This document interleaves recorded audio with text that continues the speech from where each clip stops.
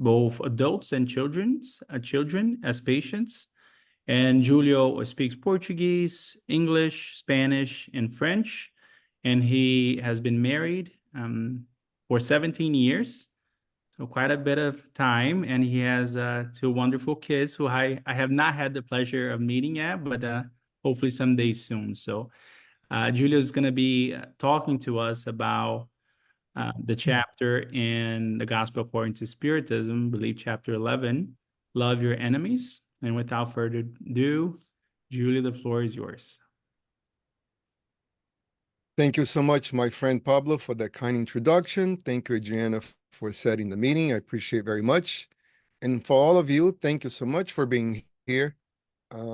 Reason being, it's because by you being here, you are giving me an opportunity to solidify the knowledge in myself. Reason being, it's because the more you speak, the more the knowledge you're conveying to others stick on you. So I'm very grateful to the audience whenever I have an opportunity to do so.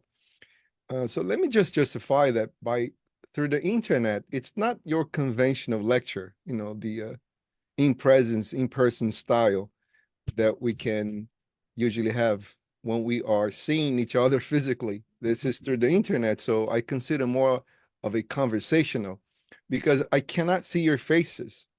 If anyone has studied rhetoric, which is the grammar section that we study the art of public speaking, you will know that a speaker counts very much on the reaction of the audience. And here, all I have are little logos with your name. Therefore, I cannot see your reaction.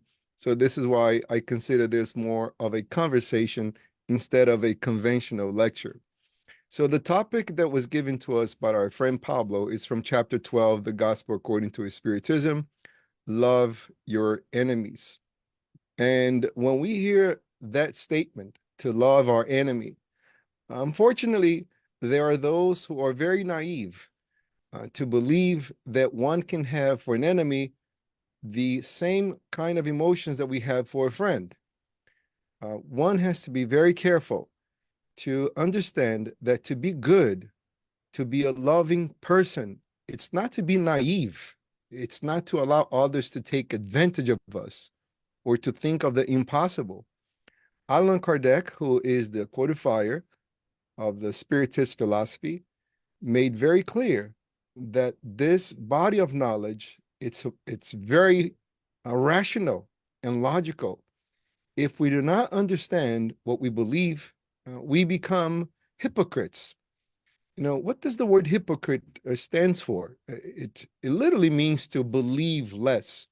So when I do not understand something, but I say I do, I usually behave in a different way than my beliefs. That's the definition of being hypocritical. I'm doing something different than I believe. And that's why people do these sort of things, because they do not understand their own belief. Allan Kardec also had another saying, which was, an unshakable faith is the one that is able to meet reason face to face, which means understanding it's a must for us to actually change and apply ourselves in a different way. Whenever we believe in things just because someone told us to, or because traditionally this is how our family have chosen their own beliefs, usually our belief, it's not unshakable, but rather very shakable, which means when something happens to me, I'm all over the place. I fall into a state of despair. So in order to have a unshakable belief, which means whenever something hard happens to me, whenever something bad happens to me, I still am able to maintain my composure. I need a faith that I'm able to understand, I'm able to comprehend, and that is the result of understanding. And how do we understand? By reading and making sense. So if you look at the sentence, love your enemies, and you think that to love your enemy is to have the same emotions that you have for a friend, obviously, uh, you might develop a state of being hypocritical because you're not going to do what you're saying that you believe, which is to love your enemy. And why is that? That's because it's impossible, literally, I would say impossible, to feel for an enemy what you feel for a friend. What you feel for a friend is love. And that love, it's not something that was actually created overnight. Love for a friend is actually developed over time. And it comes when you have an affinity. Two people meet and they begin to talk and they find out that they like the sort of same things. That's affinity. And after a while, by having these different conversations, they become aware that they can trust one another. So now we have a second element to give birth to love. You have affinity, and then you have trust. And over time, you know you can count on this person to help you. So that's the third element, because friends, by loving one another, love in action means that we are helping one another. So there you have three elements to have love for a friend. You have affinity, you have trustworthiness, and then you have mutual help. Now, an enemy, on the other hand, it's someone that gave you evidence, and sometimes strong evidence, that they don't like you. This is one of the reasons why they become your enemy. And so there you go. So therefore, there is no trust. You cannot trust this individual who gave you strong evidence that they are not your friend. They are actually your enemy. And so the second element for one to love someone doesn't exist. And sometimes there is no affinity. What my enemy likes is not something that I like. So there is no affinity between I and my enemy. And the third element, which is the help, mutual help, obviously it's not there either, because my enemy does not want to help me. On the other hand, my enemy actually wants to do me harm. So how can I experience for someone who consider themselves my enemy when they're experiencing these emotions towards me, and I am experiencing the same kind of emotions towards my enemy? That I will have the same kind of emotions that I have for a friend. That's impossible. Therefore, to love my enemy, it's not to experience the emotions that I have for a friend. So let me repeat that. To love your enemy, it's not to experience the emotion of love that you have for a friend, but the action of love that can be done towards an enemy. Because there are two different kinds of love: love the emotion and love the action. And what would be to love in action? It would mean that I will do towards my enemy what is best for my enemy. And this is why one of the things that I can do for my enemy, that it's excellent for my enemy, is to pray for my enemy. When I pray for my enemy, I am sending my enemy vibrations of love. I'm sending my enemy my will. I'm rooting for him in order for him or her to improve themselves. So if you have someone that you consider an enemy, one of the things that you can pray for is that this person that has harmed you can actually become aware of their own mistakes. That's a very powerful thing that you can do, which is an action of love. You're not experiencing the emotion of love because this individual has harmed you. You are hurt. You are emotionally disturbed by what they have done to you. Yet, you can still love them through action, meaning you will pray for them. And one of the things that you will pray for is for them to be aware of their own mistake. And why would this be important?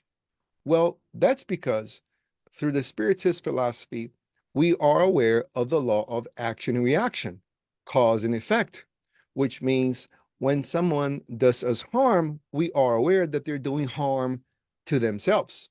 So by them harming you, all they have done, they have increased their own moral debt, which means in the near future or in the far future, time has nothing to do with these things, they will have to uh, make amends either to you or to life. And there are two mechanisms to make amends for our mistakes. One of them is to go through the pain that we have made others go through. And the other mechanism of making amends is to actually do something positive for someone else, helping someone else, a charity for someone else. And in the process of helping someone, I'm actually erasing my own mistakes. This is why the Spiritist philosophy, a main message, it's not to believe in reincarnation to be saved, or not to believe in Spiritism itself to be saved, but to actually do good in order to be saved. This is why Allan Kardec said very clearly that without charity, there is no salvation. Now, what are we being saved for? What are we being saved from? We are saved from our own mistakes. So when I do good to someone else, I'm actually repairing my own mistakes. And if I don't, then I will produce in the future a circumstance which will force me to go through the same kind of pain that I have led others to go through. And once I go through that process, God is not punishing me for what I have done. What is happening is that I am going through the consequences of my own action, which becomes an educational process for me. It's a painful educational process, but nevertheless, it is still educational because we understand that God does not condemn us for anything. God does not force us to be punished. God, in all its mercy and love, it's always providing us paths for us to make our own amendments to those we have harmed, and at the same time for us to grow. Take for example my son. I told in the beginning of the lecture that he's 5 years old. And one of the things that my son enjoys very, very much, at least he gives evidence, is to defy either my or my wife's order. He loves to disobey us. And so when my son does some of these things, I am not against my son. And some people ask me, do you forgive your son for the things that he does against your guys? And I tell them, no, I don't forgive my son. I never do. And the reason I don't forgive my son, it's because I am not against my son to begin with. I have no grudges against my son. There is no resentfulness against my son. So therefore, there is no need for me to forgive him, because to forgive, it means I must have resentfulness to begin with. So since there are no grudges or resentfulness against my son, there is no need to forgive. However, my job as a parent is to prepare him for life, is to educate him, to discipline him. So that's what I do. And this is what God does to us. God give us opportunities to make amends to our own mistakes and to discipline us in order for us to develop our potential. So when I pray for my enemy, and then I ask that God give my enemy awareness for their own mistakes, I am helping this individual realize that they should stop accumulating moral debts to themselves, because what they have done to me, that is a moral debt that they have accumulated towards themselves. So when I pray for them to become aware of their own mistakes, I'm helping them in the process. I am loving my enemy in that sense. Please give them awareness of what they have done. And the second thing that you can ask for is for them to, after having awareness, to repent for what they have done. So two different things here. To be aware and actually to repent, it means that, I am aware and I'm sorry what I have done. Because there are lots of people out there, they are aware what they have done. It's a mistake, but still they're not sorry for what they have done. I worked in the jail system for 12 years as a psychotherapist. And one of my questions to the prisoners when I interview them was, are you sorry for being here? Well, there were lots of them who said that they were not sorry for being in jail. They were sorry for being caught. That's very different than being sorry for what you have done. Because if they were not caught, they will continue to do exactly what they were doing outside. So being in jail was not an improvement for this individual, at least in the beginning, because they were not sorry for what they have done. They were sorry for being caught. So another way that we can love our enemy is to pray for them to actually repent, meaning, yes, not only I realize what I have done is wrong, but I am also sorry for what I have done. And if they're sorry for what they have done, they will find a means to make amends either to you or to do charity towards other people in order for them to fix their own mistakes and continue to move forward. So in that sense, you are truly loving your enemy. You're praying for them. However, one should not consider that to love our enemy is to have the same kind of emotions we have for a friend. You're not going to forgive someone who backstabbed you last week for dinner at your home.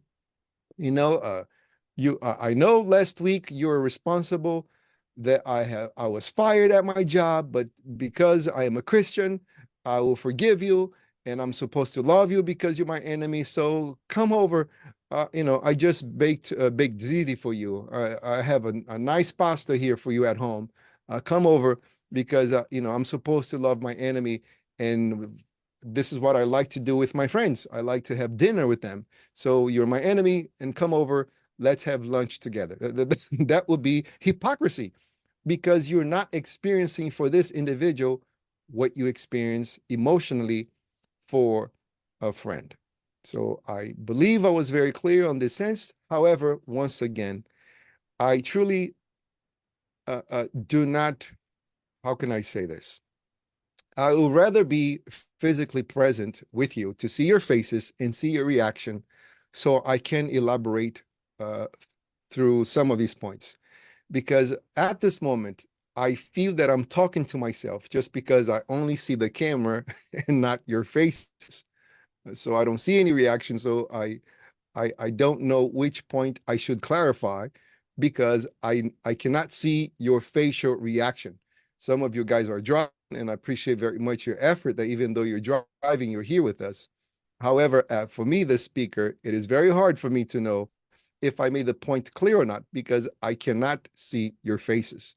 As a result, I will move forward to the next point of this lecture. And the next point will be to be good is not to be naive. There is so much misunderstanding that people believe that by you forgiving someone, by you understanding your enemy, it means you're going to allow this individual to keep doing harm to you over and over again. That is not an action of loving your enemy. Less forgiveness. Because if that was forgiveness, what we are doing, we are incentivizing someone to continue to do harm towards other people. That is not what forgiveness is about. And there are so many individuals who have a hard time forgiving their enemies because in their mind, their interpretation of forgiveness is that if I forgive someone, I am applauding your bad behavior. I am absolving you from the consequences of your actions. That is not what forgiveness is. That can't be forgiveness. Just imagine if forgiveness meant that what you have done towards me, it's right. No. If I forgive my enemy, whatever my enemy has done towards me, it continues to be wrong. With my forgiveness, I am not changing the past. I am not reinterpreting what the other person did to me. Whatever they did, it's still wrong. With my forgiveness, I'm liberating myself from the prison of resentfulness that I have created for myself. But I'm not changing the past. Whatever the other individual has done, it's still wrong. So to love your enemy, it's not to applaud your enemy's behavior. It's not to incentivize your enemy to continue to do harm towards other individuals. In this line of work, people ask me all the time, how come we have a very strong inclination, a strong tendency to remember the bad things that other people have done towards us? And we don't have such a strong memory to remember the good things that people have done towards us. Well, usually it works this way. Our memory is very clever to remember good things that we have done towards other people, but it seems that we have a very poor memory to remember the bad things that we have done towards other people. But we have an excellent memory to remember the bad things that people have done towards us, and we have a very poor memory to remember the good things that people have done towards us. Why do we do this? It seems that we are masochists. Well, the reason why we have a tendency to remember the bad things instead of the good things, it's because of a defense mechanism that we had to develop throughout our evolution. Now, just imagine, for example, you as a nomad, you're walking through a forest and here comes a lion and the lion attacks you. And so it seems that at that moment, the lion is your enemy. So on the following day, your interpretation of forgiveness and loving your enemies is to forget everything they have done towards you. So to forgive is to forget. I love my enemies. And now you're going to walk through the same forest again, not remember what the lion tried to did to you on the previous day. What's going to happen? Well, this time the lion would have a better chance of eating you alive. And if you continue not to remember what they have done towards you, one day this lion will get you. So to forgive your enemy, it's not to forget what they have done towards you. As a matter of fact, if someone has harmed you, that's their fault. But if someone keeps harming you over and over again, now that's your fault because you're not realizing what they have done towards you. Once again, to be good, it's not to be ignorant. It's not to be naive. It's not to allow others to take advantage of us. Now, obviously, we are in the year 2024. We're not walking through forests. So let me bring this back to our modern times. So let's say you are in need of buying a car. So you walk into a store, you walk into a car dealership, and for those of you who are now aware of this, car salesmen, they were psychologists before they became car salesmen. They could literally tell from your face, from your style of walking, if you have no clue what you're about to do or if you are well informed. And if you have poorly understood the Spiritist philosophy, before buying that car, you will probably pray to God. Say, God, I'm going to go to a car dealership today, and please help me buy a nice car. You probably ask your guardian angel, please help me buy a nice car. Now, will God and your guardian angel help you buy a nice car? Well, probably not. And the reason I say this, it's because it's your job to actually do some research and find out the ABCs of buying a car. Because you walk into that car dealership without having a clue what happens in a car sales transaction, most likely someone is going to take advantage of you. And that's not God's fault or your guardian angel's fault. That's because we have lacked to do the work. Always keep in mind, my friends, that your spiritual guide will do just that. Guide. The spiritual guide will not do the work for you. And is your spiritual guide being mean to you? Obviously not. If the teacher does the job for the student will never learn. God, through the highly evolved spirits who are responsible to help us will not do the work for us. Otherwise, we will never evolve. So it is our responsibility to learn the best things in life, including purchasing a car. So you get into that store, you have no clue what's about to happen. So the car salesman looks at you and says, well, here comes someone who's naive, sounds very good. And for these individuals, they interpret that to be good is to be naive. And now you purchase a car that is worth $20,000, and this person tells you that your monthly payments will be very, very affordable for you. You're probably going to pay just $200 per month, and you lack the simple calculation skills to add up how much the car would actually cost you at the end of the payment installments. So you come home thinking you have done a great deal. You purchased a car, $20,000. You're only going to pay $200 a month. And then a friend sits with you and he actually explains to you, look, you have done such a bad deal today because you just signed a contract and you're going to end up paying almost $38,000 for this car. So in your mind, you thought you did a great deal. But now your friend explains to you that this car will actually cost you $38,000. Thank God I see some faces. Do you follow my arguments, my friends? Yes or no?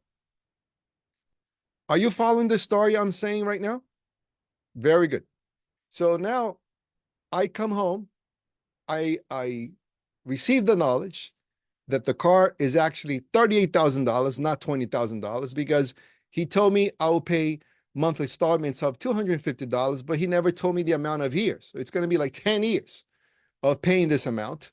So now at that moment, what kind of emotion do I experience? Well, I feel betrayed. I feel horrible. Does anyone here enjoys being betrayed? Yes or no? Raise your hand. Obviously not. Nobody likes to be betrayed. So this is how we feel. We feel like we have been backstabbed. This person took advantage of our goodness. He saw that we were naive, and this is what this person did to us, took advantage of our naiveness. So now this person becomes your enemy, and you're supposed to love this car salesman for doing you harm. You're going to pay almost double for the price for this car. So now 8 years have gone by, and the car that you bought for $20,000, which ended up costing you $38,000, is worthless. And now you're going to go to the same car dealership. And because you have interpreted in your naive mind, to be good, to forgive is to forget.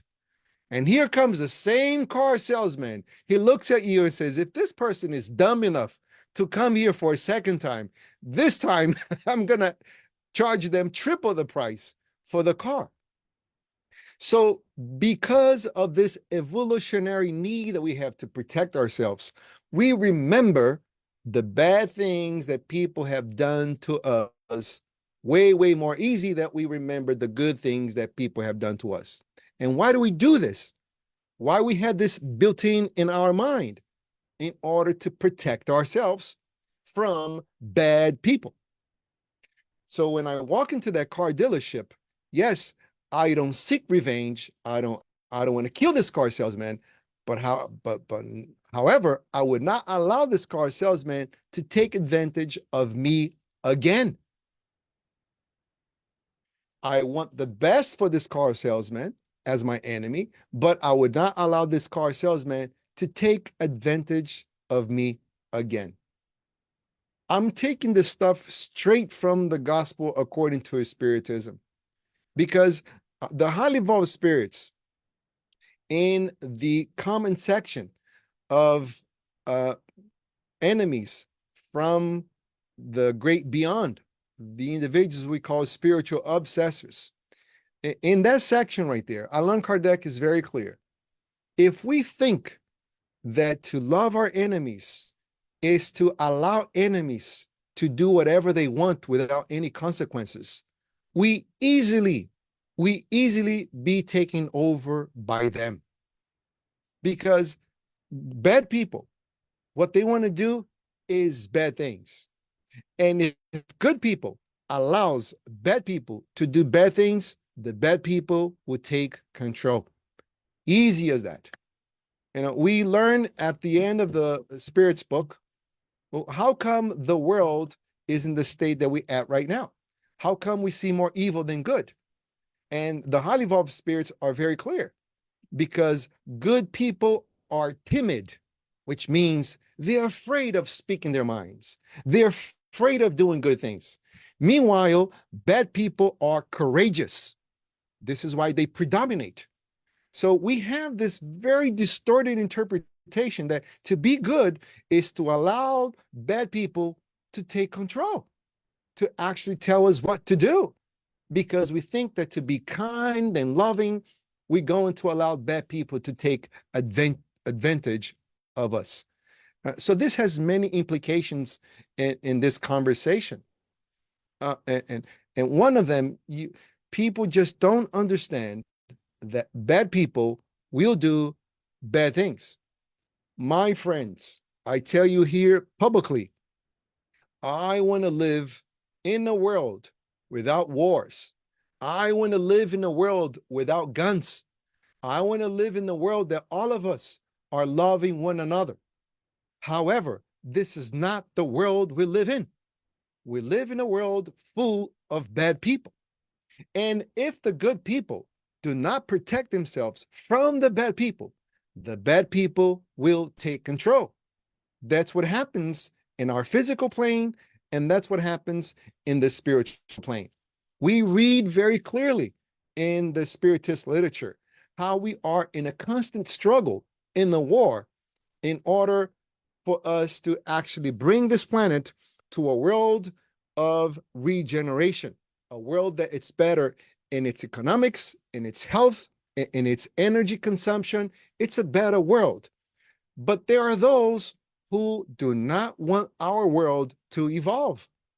Isn't that the tradition of the lost paradise that we read from the last question, 1019 of the Spirit's book? All this information is very clear to us all. We learn that there were a group of individuals in a different constellation, in a planet of a different constellation. What is a constellation? A group of stars. And each star has its collection of planets. So there was one planet in one of these constellations that was in the same evolutionary moment that we are right now. That planet was trying to evolve from a world of trials and expiation to a world of regeneration.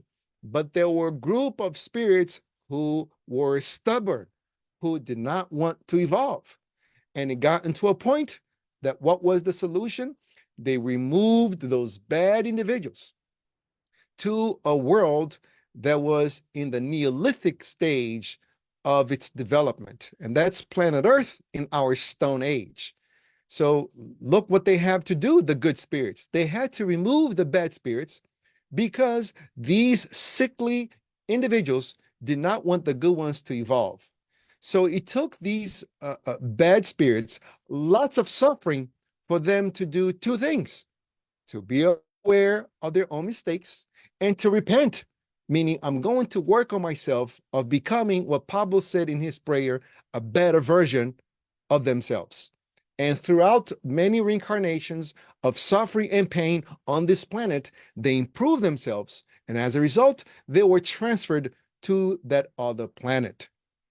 So unfortunately, because we live around bad people, we have to protect ourselves. It's very clear in the gospel. I suggest that for those of you who would like to read chapter 12, the gospel according to Spiritism, you would see very clearly that we have the right to protect ourselves.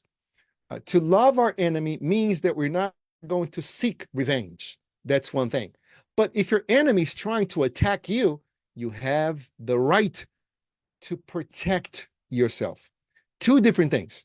To attack, you take the initiative of attacking someone. To protect yourself, you are taking the measures in order for you not to get hurt. That is your right. Some people would say, well, I love my enemies. I'm a loving person. I'm all kindness. I'm all peace. And for those individuals, they're so naive that bad people will look at them not as being good, but as protecting themselves. Most of you are aware of who Francisco Xavier is. Everybody knows. This man was the symbol of peace, very loving individual. And the question is, did Francisco Xavier protected himself? Well, yes, he did. I suggest you watch the video. I could send you the link. And his house where he lived, unfortunately, had very high walls with barbed wire. And there was a security guard who had 2 guns with him. And why? That's because there were crazy people trying to murder Francisco Xavier all the time. So Francisco Xavier never told his security guard, go ahead and shoot my enemies. But he was aware that he needed to be protected.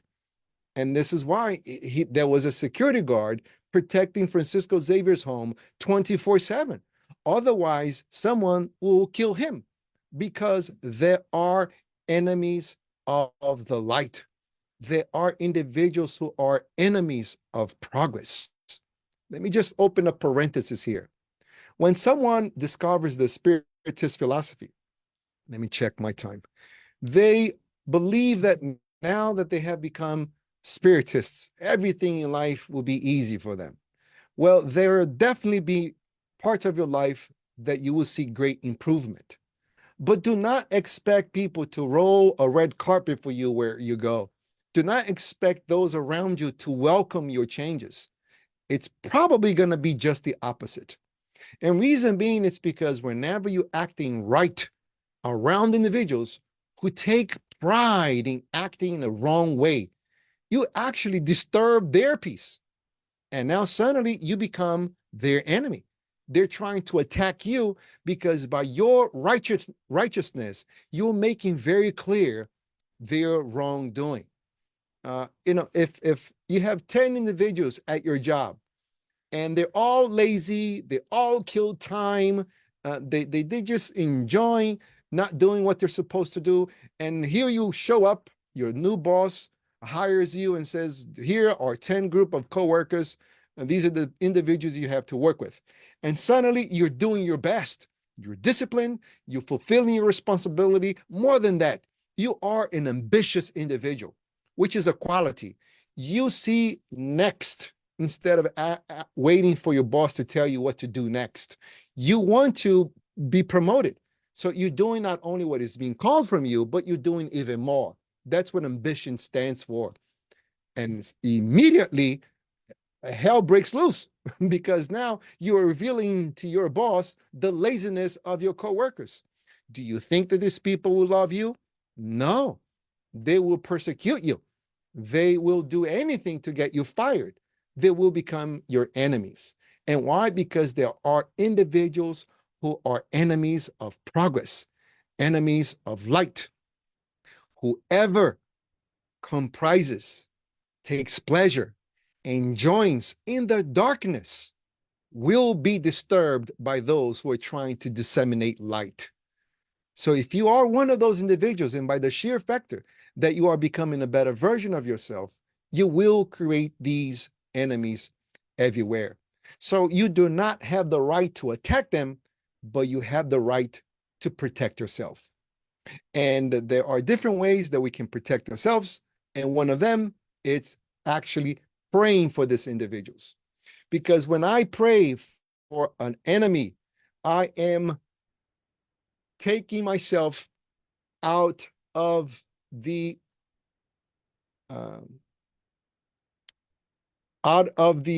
same mode of thinking. If I hate someone who hates me, we are in sync. The same kind of vibration this person has for me, it's the vibration I'm sending to this person. So we are in sync. When Christ suggested that we should pray our enemies and love our enemies, by me praying for them, I am now experiencing a different emotion. Even though my enemy is hating me, my way of thinking and sending my emotions is completely different. These two waves cannot be in sync. So by me praying for my enemy, I am protecting myself. I'm creating around myself a natural shield, which will block his negative thoughts or her negative thoughts towards me. But please, my friends, do not consider that to be good. To love your enemies is to allow bad people to continue to do bad things, because we are doing a disservice to yourself and to humanity. So let me do my closing remarks by telling you this story. There were two friends, Joseph and John, and they were sort of friends for affinity because they liked to travel and they had a group of servants. So one day, Joseph and John and their group of servants, they were walking from one city to another. And for some reason, Joseph decided to attack John. And Joseph punched John in the face. So on the next day, John woke up and he told his servants, I want you to write by the sand near the beach by the water that at this place, Joseph hit John in the face. So the servants, they diligently did just that. They wrote in the sand by the water, Joseph hit John. So they continued their journey. After 3 days, they were tired, they stopped, and John decided to go for a swim in a lake. And he didn't realize that the lake was deep. So he began to drown, and Joseph saw this. So he jumped and he rescued Joe. On the following day, Joe woke up and told his servants, I want you to carve on that stone that on this place, Joseph saved John. You see that stone? Carve the sentence, Joseph saved John. So his servants looked at him and said, Master, we don't understand you. This is what part that you don't understand of me. And he said, remember 3 days ago when he punched your face? You told us to write that sentence near the water. Probably on the same day, because of the currents, that was washed away. No one saw that sentence. But today, he saves you, and you tell us to carve on the stone the sentence that Joseph saved John. And Joseph looked at them and said, John looked at them and said, exactly that. The bad things that people do to us should be quickly forgotten. We do not want this memory to keep disturbing us over and over again. But the good things that people have done towards us, we should keep it forever in our minds, in our hearts, because we are redoing the good to ourselves. By bringing positive memory over and over again to our mind, we are reliving the joy instead of bringing to our memory the bad things that have happened, and we are reliving the pain over and over again. So with that, I'd like to close our remarks for tonight. Once again, making sure that none of us interpret that to be good is to be naive. Thank you for your attention. Is this the time that you guys actually need? We're good, Pablo? Yes, no, perfect. Thank you so much. Nudie, if you want to wrap up the recording so people are more comfortable asking their questions. And Julio, again, thanks for doing this lecture on chapter 12 of the Gospel According to Spiritism. I had actually mentioned 11. So chapter 11 is love your neighbor as you love yourself. And I only bring this up because, I can open up while folks are cooking up their questions. If you could talk to us a little bit about, in reflecting how even the didactic nature, right, of the gospel, how the gospel is set up, right? You have chapter 10, blessed are the merciful, and you need mercy to yourself, right, in order to love yourself. And you need that self-love before you can expand other virtues, right? Especially when love is concerned, to your enemies, right? And then he's going to move on to do not let your left hand know what your right hand is doing. But that's all to ask you, can you reflect a little bit about the importance of self-forgiveness and any strategies that we might adopt to allow ourselves that? Pablo, my friend, you mentioned different topics here that they require a lecture of their own just because how deep they are. The topic of forgiveness, forgiving others, it's very different than the topic of forgiving ourselves. But succinctly, what I can say is that to forgive ourselves, once again, it's not to consider what we have done was right. You know, forgiveness, it's not to correct the past. The past is still wrong. And reason I say this, it's because the bad interpretation of these concepts leads people not to forgive. All of us have within us some attributes of God, which means God instilled in us a natural sense of justice. So when we see injustice, no one has to tell us that it is an injustice. We can naturally see an injustice. So when we think that to forgive is actually to applaud someone's behavior, you know, to forgive is to forget what you have done to me. That goes against this natural sense of justice we have within us. So to forgive is to, first of all, to forgive ourselves means that whatever I have done in the past, it's in the past. I have to reap the consequences of my actions. However, I don't have to be miserable because I have to go through this. I'm actually going to be in peace with myself that God is giving me the opportunity to make amends. That gives me resilience whenever I go through difficult moments. I think one of the true miracles that understanding the Spiritist philosophy do to us is to help us understand that we're never victims. Whenever something bad happens to us, either it's an opportunity for growth or we are making amends for our past. I ask you for your tolerance so I can refer to myself, but some of you knows that Jonas, when he was born, he was very sick. He had cancer. His kidney was removed. And during the pandemic, the cancer went back to his lungs. So I could care less about that whole thing. And he had to be sedated every day and chemotherapy and more surgeries and all this. And I thank God very much because I, my wife, and I could extend this to my entire family, my mom as well, who understands the Spiritist philosophy very clearly. We were resilient. We did not allow ourselves to fall into despair, knowing that he could have died 2 times. And reason being, it's because the Spiritist philosophy explains to us that we either are receiving a opportunity for growth or we are making amends for our past.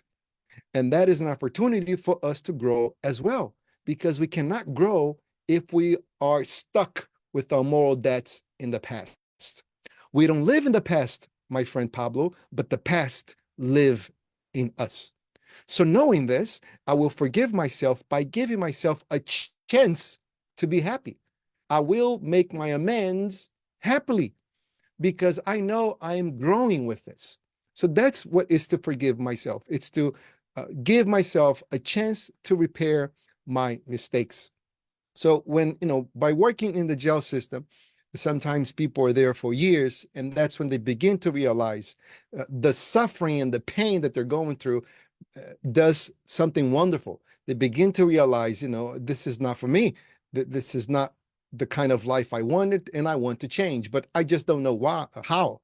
And so I had these long conversations with some of the inmates, telling them that, they can actually make the path back to self-reconstructing their life by doing these positive things. And what I told them is that they did not need to make amends to all the people that they have done bad things to in order for them to begin to feel happy again. Happiness will be felt the minute they begin to do small things to improve themselves. So an analogy I gave to them, I told them, let's say that right now you are in this very dark tunnel. And by you doing bad things, negative things, you keep walking towards the darkness. So the day you realize that this is not for myself, I want to improve myself because I am tired of experiencing the same emotions. I feel horrible. I feel miserable. I'm tired of this. The minute you do that, you're not going to continue to walk towards darkness. You're going to turn yourself around. And the second you turn yourself around, you see a dot of light, which is the door out of this tunnel. So even though you're not out of the tunnel, you already see the light, and that gives you a little bit of happiness. And as you keep walking, which means as you make amends towards the people that you have harmed and towards yourself by helping anybody at your hand, because this is the beautiful thing about the Spiritist philosophy. The goodness that you do anywhere becomes your lawyer everywhere. So now that you're walking towards the out of the tunnel, you are approaching yourself to the light, and you keep experience more happiness as you are outing the tunnel. So the same principle applies to us. There are no mistakes that we have done in the past that cannot be amended. All of them are amendable. What I would say is that mistakes should not be repeatable. This is why we experience guilt. What is the purpose of guilt? Psychologically speaking, guilt is a brake. Just the same way you have the middle pedal. Here I am referring to cars again. I hope all of you drive. So the brake is that middle pedal in your car that you have to step on it in order to slow the speed of your car. So guilt should do just that. Whenever we have a similar situation that we're about to make the same mistake again, that emotion of guilt should serve as a brake so we don't do it again. Just imagine if we have done mistakes in the past and we experience no guilt whatsoever. What would happen? Well, we'll continue to do mistakes indefinitely because we're not experiencing any negative emotions, unpleasant emotions from those experiences. So we learn the purpose of guilt, but we do not dwell on it. We should not maintain guilt, feed guilt. We should understand the purpose of guilt and move forward. Okay, it served the purpose. I'm not going to do this again, but let me continue to work on myself to keep being a better version of myself. And reason being, it's because one of the very clever techniques of lowered evolved spirits is to augment our sense of guilt. And then I realized, my friend Pablo, I am worthless. Who am I? I'm this terrible person. I'm never going to improve myself. And when I believe in those things, I actually stop doing the work to improve myself. So now the spiritual obsessors, they have fulfilled their mission because now I'm standing still in my spiritual evolution. Very good, very So good. what I could say, I'm so sorry, and to the first part of your question, yes, Allan Kardec was very didactic with his work. The beginning of the gospel, according to his Spiritism, I did not come to abolish the law. So he opens the book by saying that I'm not here to interpret, I'm not here to change what it has been written, but I'm here to complete it. Just like Christ completed the work of Moses, here comes Kardec to complete the work of Christ. So each of these chapters, they follow the rationalization of the previous one. So the second chapter is about my kingdom is not of this earth. And so now it talks about the kingdom of Christ, that is actually when his reign of love will reign here on earth. The third chapter, here comes the plurality of the worlds in the universe. So if his kingdom is not here, his kingdom is realized somewhere else. So these chapters, they follow a logical order. So with the specific topic that we're covering, yes, chapter 10, it's about forgiveness, forgiveness of others, forgiveness of ourselves. And the reason why these three chapters, they are interconnected is that if I don't love myself by understanding what is to forgive myself, I'll be unable to forgive others. Because if I believe that to forgive myself is to say to myself what I did was right, then I would not forgive my enemies, because what my enemies did to me, it's not right. So when I understand that I give myself a chance to move forward. I will pray for my enemies, for them to repent for what they have done, to realize their mistakes so they can move forward as well. Nice, Julio. And let me know if we have to run, but I'm just gonna reserve 5 more minutes and we'll wrap up in around 5. I just want to give other people a chance to unmute and ask a question or say their thanks. Sheila saying great talk as usual, Julio. Thank you, SSC, for such a great opportunity.